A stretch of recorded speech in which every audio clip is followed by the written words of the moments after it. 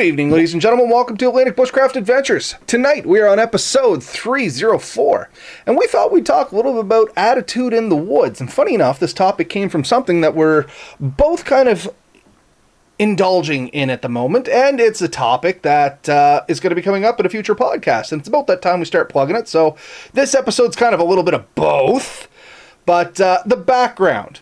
So, as we did announce last week, we are going to have a special guest on the podcast coming up here March 5th. And that gentleman's name is Stephen Kesting. And I think I said that right, did I not, Ben? I haven't heard it pronounced. I'm going to go on with Kesting. Kesting? Okay. So, it's one of the two. I do know the first name Stephen. That one I'm confident of. But in any case, this gentleman, as we had mentioned, he is a local homegrown Canadian. He's done some great adventures, and he is going to be releasing a book coming up, I believe, March 4th, which conveniently enough is the day before the podcast. So what better way to start sending a little plugging his way as to mention that you can pick up a pre-order of his book right now, pre-order copy. So they are for sale on Amazon. And if you just look for Perseverance, Life and Death in the Subarctic, and I'm just going to throw the webpage up here if I have pulled this off correctly. As you can see, his book is there. It's going for $38.95 Canadian, and this is available all across North America. I did see you can buy it from the US. I see you can buy it overseas, as well as there's audio versions and the Kindle versions. And once again, that's going to be released March 4th. So anyway, back to the matter at hand. I'm going to admit you're a little further into the book than I am, Ben. But in any case, we've both been reading a copy of this book. The gentleman was very nice enough to send us a copy so we could read it and get to know him a little better because we were going to have him on the show.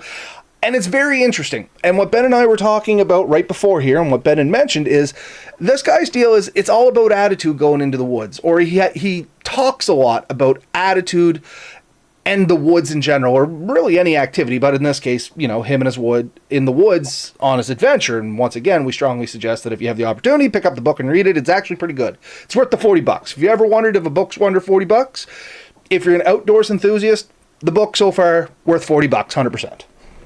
Agreed. Yeah. Yeah, and I think it brings up a lot of good points, and we're not necessarily getting onto his point because that's coming up, but we wanted to sort of talk about it because I think it's a really important thing for us to think about.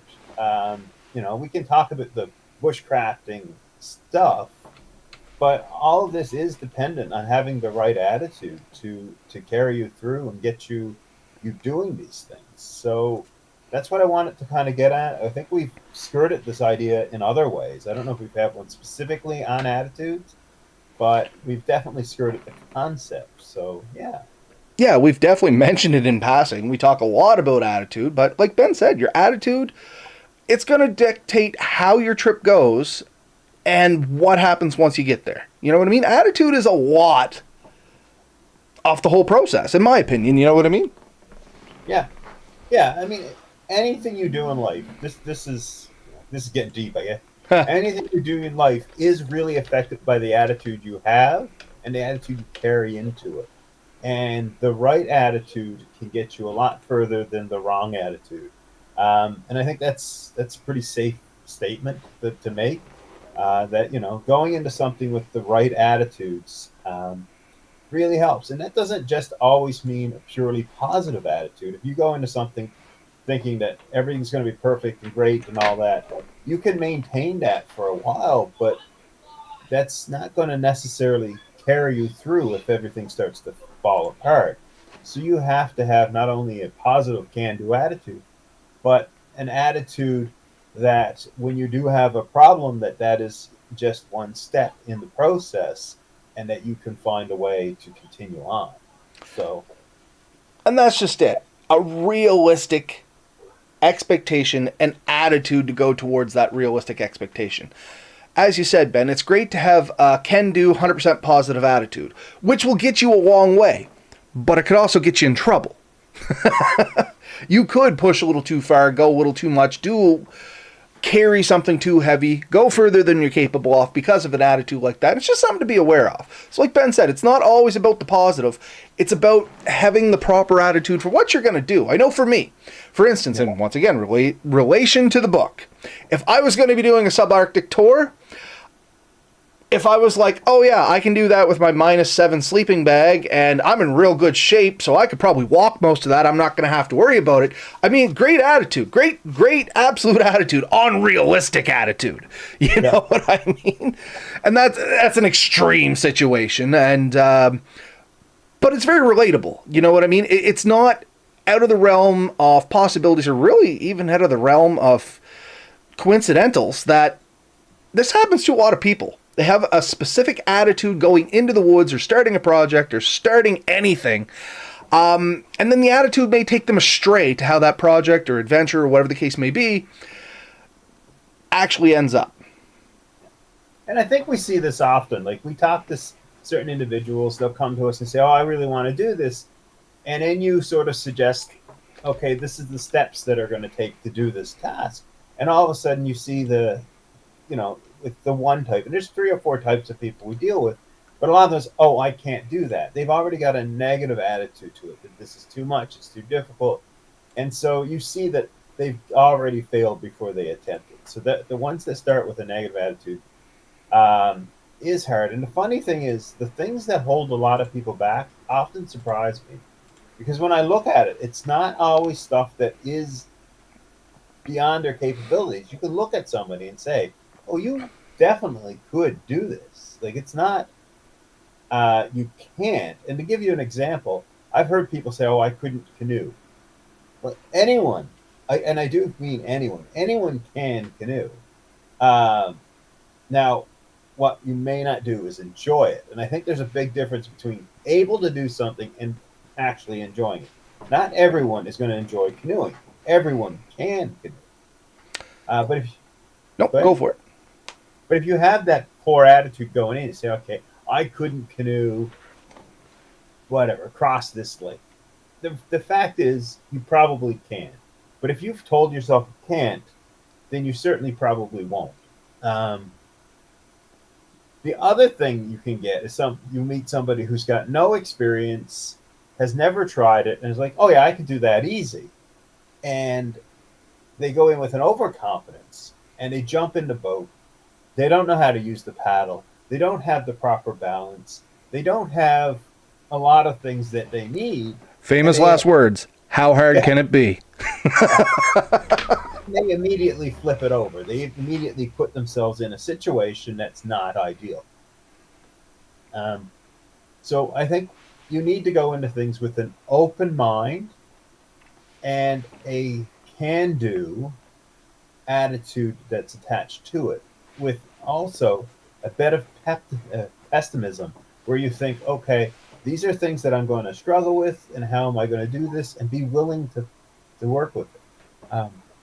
And that really will carry away. Plus, if you're going with other people, that attitude is even more important.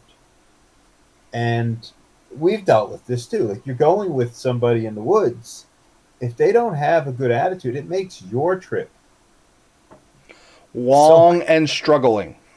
Yeah. Right? Because now all of a sudden you have to carry the optimism for somebody else. Right? You have to be, oh, you can do it. It's not so hard. Don't worry, buddy. You got this. But, that becomes tiring on somebody, right? Carrying somebody else's mental luggage is still carrying luggage. You know what I mean? Okay. And granted, everybody's entitled to have a little luggage. But if somebody else is carrying it for you, realize you're wearing them down a little bit too. Yeah. So, and it's okay to lean on a friend. It's okay to lean on a partner that you're going in with. But that load should probably go back and forth as time goes on. If one person's carrying the whole load all the time, that's not fair. So yeah, there's that emotional baggage, and we all have emotional baggage, and I think that adds, or that contributes to our attitudes. Oh, absolutely. Before we pass by it a little bit, my only thought was when you came back to the I can't attitude. One of my pet peeves in life, and my wife can attest to this, and I may go too strongly the other way, and this was something I mentioned to you back when we started talking about this topic in general, is that we both have the tendency to maybe go a little further than most people would consider perhaps rational. You know what I mean? And we're aware we're aware of this about ourselves. But somebody saying I can't, like an immediate I can't, is one of my major pet peeves. I hate an I can't attitude. My belief, for what it's worth, is anybody can do anything. So it's not an I can't, it's I can, but here's what I need. And then you have to weigh out, is that realistic? Like, for me to say I can't be an astronaut, well, I could be an astronaut, but I'm going to have to go to school, I'm going to have to raise my grades, I'm going to have to go back to a different school, I'm going to have to take more education, I'm old, so I'm going to have to get in better shape than somebody half my age. Is this realistic for me to become an astronaut? Well, probably not. So I could, but the effort put in may outweigh the gain of the end goal. And I find that's a little better way of looking at things, and that's how I tend to look at any kind of situation I get into, be it going out into the woods or something happening in the woods. Oh, I can't cross that river. Well, I can, but here's what I would have to do. Okay, I'd have to strip down to my underwear because it's cold water. I only have one pair of clothes. It's moving pretty quick, so there's a high risk that I'm going to get washed over. Okay, now is it a good idea or is it not a good idea? It's not that I can't, it's I've weighed my options and made a rational decision. You know what I mean? Oh, I can't sleep on the ground. Are you sure you can't? And we're going back to the people that don't like camping. I'm trying to grab some realistic things here too. Oh, I can't sleep on the ground. Well, you can, but why? What happens? What do you need to make it more comfortable? Well, maybe you need a little thicker air mattress. Maybe nobody's ever showed you how to sleep on the ground. Believe it or not, there is a knack to it. You know what I mean? Don't sleep on rocks. Sounds like it should be absolutely no-brainer, but believe it or not, people that haven't gone out there, they just throw their tent down. They don't look under it. That comes with experience. Those are the kind of things that us, and I dare I say, the more experienced people. And Ben's over there laughing, I'm laughing, I can barely control myself. So you know what I mean. As the more experienced person on these adventures, you have to try and share that knowledge. But it's realistic. A lot of people say I can't without really sitting down to think about, well, how could I? Yeah. And that's my rant on that. Yeah, I think I agree with you on most of that. Yeah, how can I? Generally, there is a way you can do anything you want. It's the end result is, are you willing to put in the effort, risk, time? And for some things, I don't think the effort, risk, or time is that bad. It's just, again, that mental baggage. So, But then it comes down to the not I can't, it's the I don't want to. Yeah. Which, that's a choice you're making, which is fine. That's legit choice. But don't defeat yourself before you ever start. One of the things, you've probably done this, you make these trips, you take some pretty awesome photos, you send some of these photos around, and someone says, oh, that's really cool, where did you do that? And then you tell them, and they're like, can I drive there? And you're like, no. This happens a lot. This is a 2-day trek to get to. Well, you can drive to where you parked the car, but then you better be ready to walk a little ways. It's an awesome trek, and it's worth it. And every step has its ups and downs, quite literally sometimes. But there's an effort to go into it, and it's easy to build barriers and make barriers much bigger than they need to be. And I think that's where we're going with this. If you're going into something new, especially something you're not used to, going into it with the right attitude and prepping yourself before you start really is important. Getting yourself in the right mental, and we call it attitude, maybe we should have said right mental space. Yeah, the right mindset. Right, it really helps. It helps you and it helps everyone around you. So if there's something you want to do, let's say some fire starting methods. There's still a few that I have not mastered. And it's not that I think I can't. It is simply that I haven't put enough time aside to make sure that I can do that task. There's other tasks I wanted to do first. And so that's where my focus is. It's never that I felt that I couldn't do that fire starting method. It's just that it hasn't been highest priority yet for me. Right? But a lot of people will tell me right away, I couldn't do that. I can't do that. Well, you could. You could.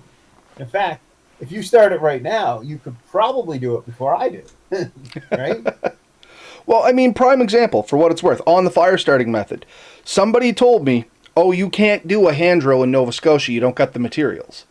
So my mission was to set out to be like, okay, well, why can't I? And the thing was, well, you don't have the materials. So I said, well, what do I need for materials? Do a little research, found out, you know what? Yeah, you do need more delicate materials, but you can still do it. We got a video on our thing, selfless plug, of me doing a hand drill out of bulrush, cattail, you know, whatever you want to call that, and a popple fireboard. It can be done. It took a little more prep. And I actively say in the video, it's probably not something that you're going to walk outside, grab the materials, and sit down and make. It may be something you walk outside, grab the materials, put in your backpack, and process, and maybe in a day or so you could, but it can be done. But the reality is, am I going to go into the woods and make a hand drill as my primary fire making method in Nova Scotia? Probably not. You know, it is a lot of work, but it can be done, and it's good to know that. Yeah. Yeah, no, it definitely is. It's definitely good to know it. It's good to understand it. Yeah. I mean, there's the other side. Maybe we'll talk quickly about that. Like you said, one of the dire points when me and you do a trip is sort of the other end of the spectrum. We could tend to push each other because we have maybe an overabundance of exuberance. It's a and I'm gonna pull the trigger on this. I'm gonna say it. We kind of give each other, and I don't want to say a false sense of security. We give ourselves an inflated sense of security. We both go in together. We both have attitudes where we push ourselves generally in day to day, probably a little more than the average person would. Has a lot to do with our upbringing and stuff like that. It's just how we grew up. We're from a generation where everybody pushed themselves. We both grew up in rural communities where, you know, time kind of didn't catch up quite as much as it did with the rest of the planet for when we were growing up. So we do live a little bit of old school, and that was a typical mentality. Now, the problem is when you get two of those mentalities together and you decide to go into the woods, it's always that, we'll be fine, you know, there's two of us, we got enough skills here. Worst case, we take an extra day. You know what I mean? And then we start weighing our options. All right, that's really not that bad. Yeah. But sometimes it's not just the extra day. It's like, okay, worst case, it takes an extra day, but we're climbing up a cliff face and we might we might roll the canoe or something.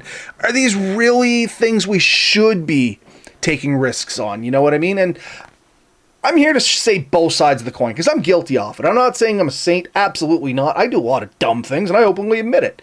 Sometimes we do push ourselves way too far with an attitude that's a little outside our scope of reality. And there's a few things we do to mitigate that, to be honest with you. We have always, from day one, encouraged people to test your gear before you leave. This is an idea that was repeated in the book that we're reading. I've heard him say it quite a few times. It's something we've been big proponents of. And the reason is you do not want to discover something doesn't work the way you expected it to, or that you won't be able to operate it the way you thought it would when you're putting your life on the line for this thing. So it's good to test your gear before you leave. It's good to know what your gear is capable before you leave. Our antidote for that has often been the sleeping bag, the sleeping bags that turned out to be not quite good enough for the trip we were doing. But it fits into so many things. It's easy to grab a piece of gear and say, this is what I'm going to use, and then take off and realize, wait a second, it didn't do the task. The big one that I am all too familiar with because I see it a lot when I take people out, they buy a tent, it's never been out of the box. First time it's set up is in the woods where we're at. You don't know if you know how to put it together, if it's missing pieces, if it's going to fit in the area you want to put it down. Don't learn about your equipment's limitations, expectations, missing pieces, broken pieces, whatever, the second you're trying to use it. That is a terrible feeling. It does lead to some awesome ingenuity, I will say that, but it's not the time, honestly. And here's the next thing. It is important to know when it's time to walk away, give up, throw in the towel. So there are times you'll start a journey, a trip or something, and it's kind of beating you. And that doesn't mean it's always beating you, that you'll never succeed at that task. But there is a time where you have to realize that this is not going to happen today, or this time, or in this moment. You need a few, you need to take a breather. Maybe you need to go back and relearn it. I've worked on projects, and there's projects that I have that have lasted months, weeks, possibly even years, longer than some people thought it should have, because I kind of realized at the time that I don't have what I need to do this task right now. Not that I cannot do this task. And the one I kind of think of is the cabin I have. If anyone was kind of familiar with that, there was a couple of things we built on that thing that I had people tell me they didn't think it was going to be possible or realistic. Right? Robert's laughing because he's seen it. And yeah, I was going to say, I know what you're talking about. and it is possible, but it did take a few more, a little bit of mulling over in the head for a lot longer than maybe was ideal, but I had the time, and I'm very happy with what the outcome was. But that does, it is okay to take a beat, take a breather, step away from something, rethink it, reimagine it, or change your plan to make sure a trip goes good. I did that this fall. We took a trip through Algonquin. I did, not you, Robert. Maybe next time. We had a plan. Our original plan was to go from point A to B to C to D and come on out the other side. It was a great plan. It did not work out. We kind of realized partway through the trip, this is not going to work with the people and the supplies and the equipment we have. That didn't mean we couldn't do the trip. We still spent as many days in the woods. We still started and ended at the planned location. We just took a slightly different route. And that was, because we kind of realized our capabilities and limitations. I'm not going to say I was the best at realizing that. Maybe you pushed a little harder than you should have. Well, I probably would have. On my own, kept trying. I would have gone a bit quicker than the others, but they made the right call. They made the call because they weren't comfortable with it, and they wanted to be safe. And there were times on this trip where I'm looking at, like, we went down one portage, and I'm like, I'm not going back that portage. Like, we have to go forward because I'm not doing that again in reverse, right? But I mean, that kind of brings us to the point is, if you're not comfortable, it's generally your gut telling you shouldn't be doing something. You know what I mean? And that's when you really got to start deciding what your attitude should be. You got to weigh a lot of things in that. Who's with you? What's with you? Where you going? What's the benefit? What's the risk? Yeah, for sure. And that's where we may be a little more difficult when the two of us get together. We tend to always nudge probably to the wrong side of the fence, but I'm not trying to make an excuse for us. We do got a little bit of experience between us when we still do weigh safety options. When safety comes down to it, we tend to take that as number one. Now, if it's simply down to being uncomfortable or pushing a little harder and further than we should, like physical, that's where we tend to push real hard. When it comes to safety, though, I will say we are pretty good. If we straight up say, don't think that's safe, we generally will shut it down pretty quick. Generally. Yeah, we are not the ones that will be walking through the woods, see some rotten rope, and say, oh, that'll hold our weight and swing across the canyon. That is not us. If that's who you think we are. No, that is not us. But we would look at a track and somebody say, well, that's a 3-day trek. Like, I think we could do it too. Yeah, if we push hard, we could do that in 2. We'll just, we'll take a walking lunch. That's the kind of mentality we get on that, which may be the bad attitude, you know what I mean? Yeah. Because in the back of our heads, we could walk forever. You know what I mean? But the reality is maybe we can't. I know as I'm getting older, I'm starting to feel it a little bit more. The limits are coming. Yeah, that's a sad thing to say. But, and that's the thing. The attitude has to adjust a little bit to what your body needs. Once again, if your body is saying, this don't feel right, listen to it, man. That's all I can say. I use my gut in a lot of things. And I know there is no scientific method behind that. But I'm going to tell you, like, as a first responder, as a current driver examiner, as a bushcrafter, if my gut tells me something's dangerous, you know what? I listen to it a lot, or at least I start asking more questions. I never push it to the side. So now the other thing too is if you are struggling with some of this, practice, training, things like that can oftentimes get you from being uncomfortable to being perfectly comfortable. Um, so that's the other thing is if there's something that seems out of your scope, out of your capability, practice it, build up to it. You know, you don't have to do a 7 day trek on your first day. Uh, you know, you can decide your first trip it's going to be an overnighter, or maybe just a good hike with my bag. Maybe pack up your bag as if you're going, and then plan on getting back to your vehicle that night, and just do a 2-3 hour trip. How did it work? How did it feel? Was there any issues? Is there anything you want to adjust?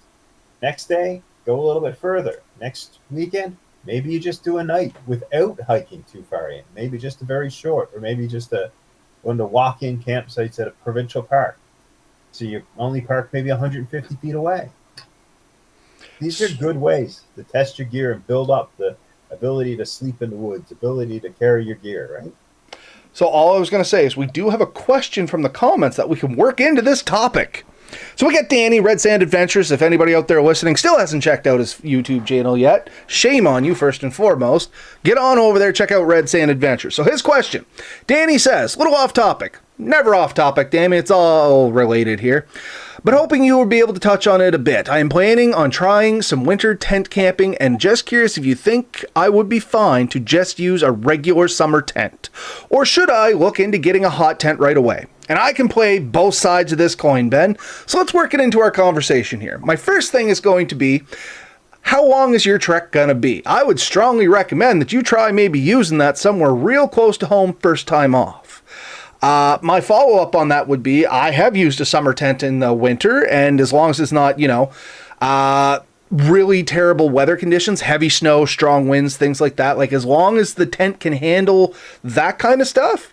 The reality is most hot tents, their stoves, they go out within a couple hours. So either you get the hot tent, like you said you're going to do there, and realize you're only going to sleep for maybe an hour to 2 hours at a time before you're awake, and you're shoving wood in the stove, which honestly, it gets dull fast. I'm not going to lie to you, man. That gets old real quick. So what you tend to do, or what I think Ben will agree with me here because I see him smiling, but I'm going to leave him have his own opinion on this. What I would recommend is develop a sleep system that keeps you warm at night regardless if the fire's going or not. Because 9 times out of 10, even if I have a hot tent and a stove's going out, I'm not going to bother waking up every 2 hours because I'd rather get the sleep. So the stove is there to make me comfortable.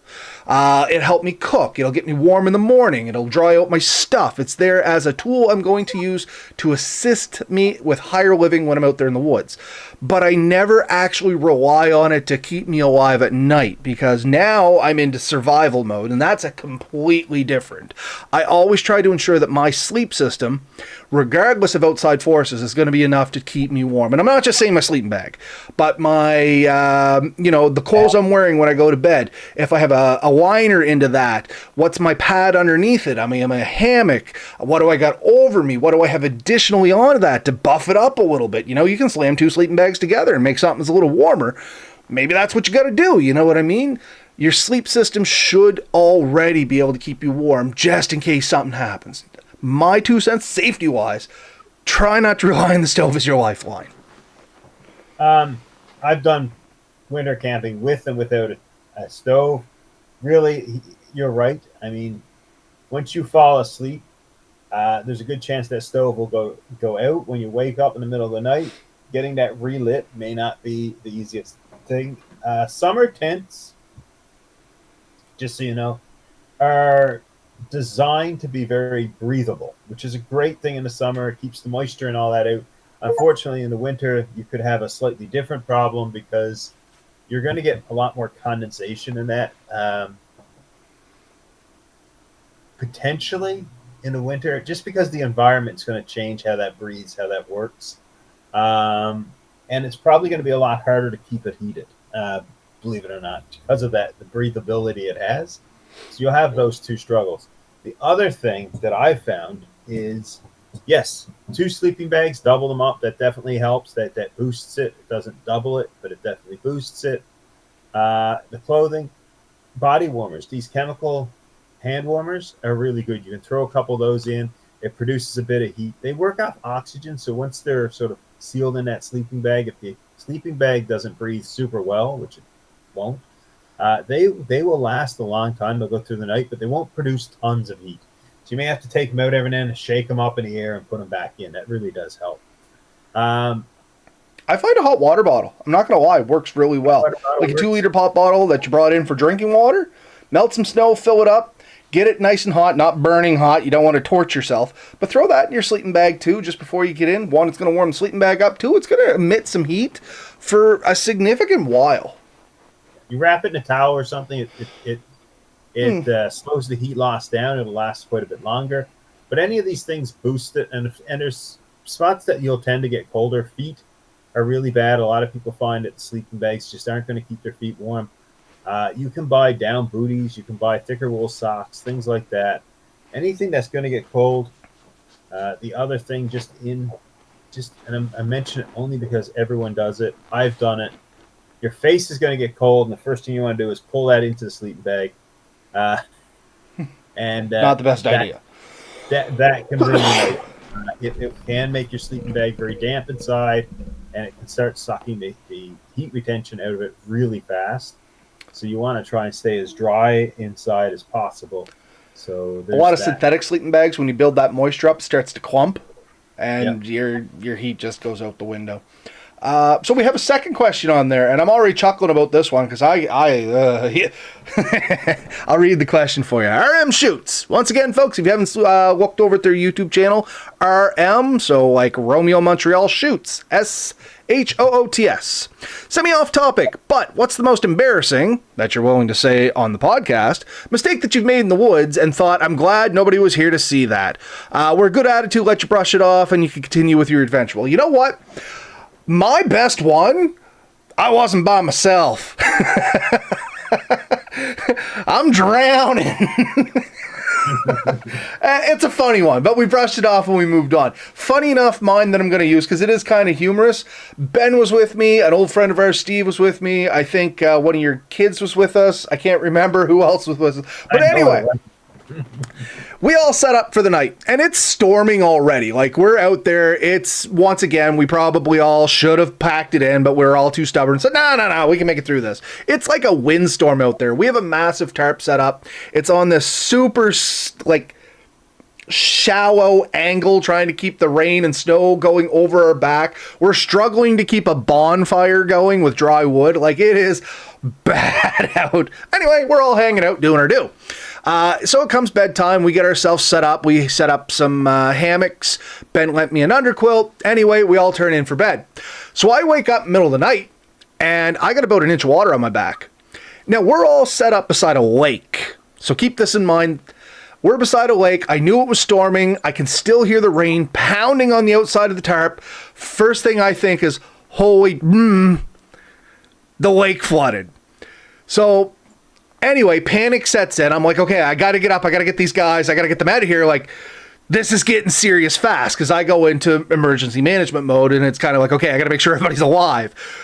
Now, in hindsight, I would realize that Steve, being in the lowest lying spot, probably would already be gone at this point. He'd be under 2 feet of water. And Ben is still probably another 4 feet above me, so he's sitting pretty for an entire next flood. Anyway, logic doesn't set in. I'm thrashing about. I flip over, fall flat my face on the ground, which I expected to be into water, only to find out it was perfectly dry under the tarp. What had happened was I didn't pull the tarp out far enough, and water ran in along the guy lines and pooled in the underquilt. And literally, like, it was raining hard enough and coming down the lines hard enough that it actually pooled in there and got up high enough that it was touching me on the back. So when I moved, it sloshed. So that's my most embarrassing one. Anyway, I ended up, I don't know what the heck I did. I was half asleep. I know I crawled into the car and fell face first into the back and went to sleep. But you finished the night in the car. I'm sure there's a lot of potential ones that I could come up with that they're not jumping the to mind. The most recent one was losing my inReach device. So it was clipped to my belt so I could quickly get to it and use it and check it. And it fell off somewhere on the trip. And I made it basically one full portage and started the next portage before I noticed it. And I'm like, oh no, I lost my inReach. And it's an expensive device. I didn't want to just give it up for no reason. So I still can't believe. Anyway, yeah. Pretty sick about it. And I went back and I was searching everything. I had my phone out thinking that the Bluetooth would probably hook up to it at any moment, or my watch might, because they were both hooked to it. And yeah, they didn't. And I searched the previous portage. I went back and checked that whole portage. I checked the river because I ran that river with my canoe, and then came back and walked it with some gear. And then I had to go, head it back. So I didn't know if I was going to go all the way back. Like, I had no idea where it was, but I kind of had referenced it, and I had used it since then. I'm pretty sure I'd seen it. And I was climbing over a beaver pond dam just within sight of that portage. And as I'm climbing over it, I look down, and there it is, sitting in the water, staring at me. So I picked it up. And the guys that were with me, they made a lot of fun of me for it. I think they were a little agitated because we were trying to make time, and, that wasn't ideal. But, yeah, we found it. We got it. It was great. But, yeah, just, I guess, not even carelessness. Poor luck. The screw came out the back, and it just fell off. Let's see. A couple more comments here. Danny, thanks for the input, fellas. Appreciate it. Maybe an updated winter tent camping episode in the near future. If that's something you folks want to hear about, more than happy to do that. Heck, I still got one of the tent stoves Ben and I made out in the garage. I was running it just the other day. Oh, yeah? Yeah, kept the garage warm. It was actually kind of nice. I just put my bay door up enough to slide the back of the pipe out, and I just lit a little fire inside. Man, I was snug as a bug. It was great. All right, so I'm looking... Oh, sorry, go ahead. I said I got to test that one out. Okay. So Steve, the Drifting Spore, once again, another regular there. If you haven't checked out his YouTube, it's the Drifting Spore, all one word. I've been looking at I have been looking at winter camping the last couple winters. Haven't come up with a system that I'm willing to try yet. I'm always looking for the Canadian Armed Forces winter sleep system, which kind of seems to be the golden standard, what people think a sleep system should be. And granted, they're a good system. You don't have to hold out for one of those. You can build a decent system. Like, you can build a sleep system. I got a tent and sleeping bag over there that's good for minus 18 Celsius. That's extreme. Keep in mind. They sell one that goes down to minus 28 for literally, I think, $20 more. It just wasn't available when I bought it. So sub $200, you can get a minus 28 Celsius bag. Throw that in with a bivvy outside, some sort of insulated bivvy outside, and a sleeping bag liner inside. Roughly, you can get maybe another 10-15 degrees out of that. Now you're down to like minus 35-ish. That's a cold night. I don't want to be camping in anything beyond, because let's be real, most times hopefully you're sheltered. You don't have to take wind chill into consideration. Now at minus 35 with a good wind, you're going to be minus 40 outside, which means you're going to spend most of the time in the sleeping bag anyway. Like I said, at minus 35, I start hesitate camping in the winter because there's just too many uncertainties. Hypothermia and frostbite can set in real quick, like minutes in anything under minus 30 degrees Celsius. So just be careful. Not that it can't be done, but you don't also have to watch for that Canadian Armed Forces sleep system. I was guilty of that too. And I still look for one, because if one came up at a good price, I'd still buy it. But I also learned that you can build a sleep system for less money and easier to find, generally. Yeah, I mean, for my colder weather sleeping bag I have that I'm using for a fair number of trips, it was a clearance one from REI at the time, but Mech does similar. Like, if you keep an eye on those sites, the camping sites, oftentimes you can get last year's model or 2-year-old model. They still have a few left over, and you can get them decently priced. If you think about it, the Canadian Armed Forces system is, if I remember correctly, it's an inner and outer and a thicker liner. Like all told, that's a big system. It's not as small as people think it is. It's heavy. Two of my buddies were Reg Force, and when they drug theirs home, I'm like, I wouldn't want to carry that through the woods. Like, you guys are doing better than I am already. So you can get similar ratings in a single sleeping bag if you really want to. You're just gonna probably get bulk. Yeah, Either sorry. one or both. You're gonna pay for it in one end or the other. If you're planning on doing mostly a car camping, like if you're not planning on tracking that thing a long ways out, or if you're gonna pull it on a sled, and honestly, if there's snow, why not? You have the room for the extra bulk. You don't, the rest of your gear you can lightweight on, and just make sure you carry a big, good sleeping bag. The Speaking of sleds, before I forget, if anybody out there is listening and looking for a sled, Princess Auto has nice big ones on for $60. They're on sale now, like, I don't know, half price or something. yeah? Yeah, I'm on my way to get one. That's this weekend's project. I got mine at Costco the other year. I absolutely loved it. It has a cover on it. I did look at the Princess Auto ones that year, and I was happy with my. Yeah, no Costco cover buy. with this one. I think you have to buy that separate. Mine's a Pelican. It's tough. It works. But yeah, either one actually is decent. I did look at them. There is an episode where I used a cheap Noma red one, and the size is decent, but it did not survive the trip. Not at all. Wasn't tough. Could not hold up to me. But yeah, think about that stuff. That's good. You can definitely do different options. But getting out and trying it, and then if it's really worth it, think about it. The problem with the Canadian Armed Forces one, it's not that the system's bad. It's that generally you're getting a used one, and oftentimes they've been damaged or lost a lot of the down, and you'll find that you're not getting the true value that they claim it was. And like the Surplus 102 or whatever, and they're in Elmsdale when they were still selling them. I don't know if they're there anymore. Nah, they're gone. They had some really crappy ones there, and they were asking a lot of money for them. Like I looked at them a bunch of times, wanted to buy them, and I just couldn't bring myself to give them the money because they were in bad shape. When he got good ones, they were the same price. Yeah, but you had to know if you were getting a good one or bad one. That's the problem. It is literally roulette. Yeah. So the good ones went quickly, and then by the time I made it in, there was bad ones, and he wasn't giving me a discount on those. And really, at one point, I'd even considered buying like a third or fourth one, cutting the seam open and resealing it, but putting, overstuffing it. But, Anywho, so yeah, hopefully that answers the questions there. We kind of dove off the topic there, but that's okay. We're at 42 minutes. It was at the end of the episode. I'm okay with that. This is where our ramblings go on. So to wrap it up here for tonight, attitude's everything, folks. There's lots of things out there that'll tell you attitude's everything. We're just another people telling you that attitude is everything. It can be good and detrimental. Basically, keep it in check. Make sure your attitude aligns with your goals and it's realistic. Any final thoughts on that one, Ben? no, I think that captures it. Perfect. So going off, just once again, reminder, folks, March 5th, we're going to have Stephen Kesting on, or Casting, however we're going to say that. I'm sure one of them's got to be right. I just don't know who is. Tune in if for nothing more to find out who was right.